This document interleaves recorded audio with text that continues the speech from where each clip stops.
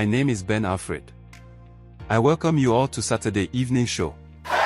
This edition will be a short and educating one. Wow! Once again, my name is Ben Alfred. One lesson I learned from Ananias and Sapphira's issue was that never follow men to do the work of God. Do the work of God based on your capacity. Never do the work of God to impress people or to be praised. Oh yeah. Because as we can see in the church today, many people has been unfaithful to the promises they made in church, even some made vows which they have no capacity of, and they end up landing themselves in trouble.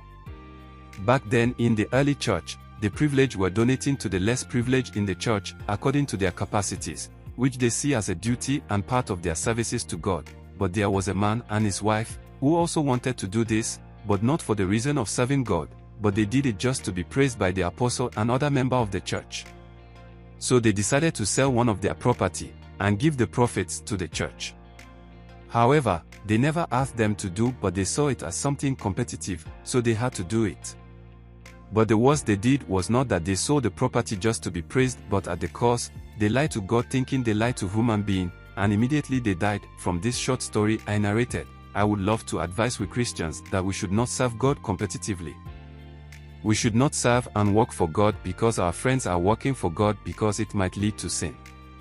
Though you might be encouraged to work for God by your friends, but do it wholeheartedly and see it as your service to God and not as men pleasers. What was the reward of the couples that died? Death was their reward, because all they did in the name of God was not for God but for self-edification, and it earned them death.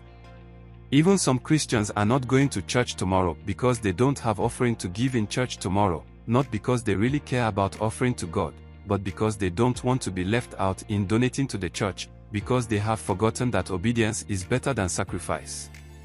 Obey God's commandments by serving Him and stop sacrificing to Him where you are to obey. Listen. What affected Saul's kingdom was his zeal for sacrificing to God rather than obeying Him. So as Christians, let's serve God wholeheartedly so as to maintain our kingdom in His presence.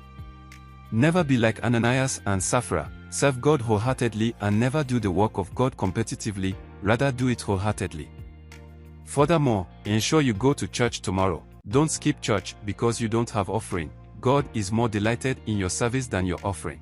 Thank you for watching. Don't forget to like, subscribe and share.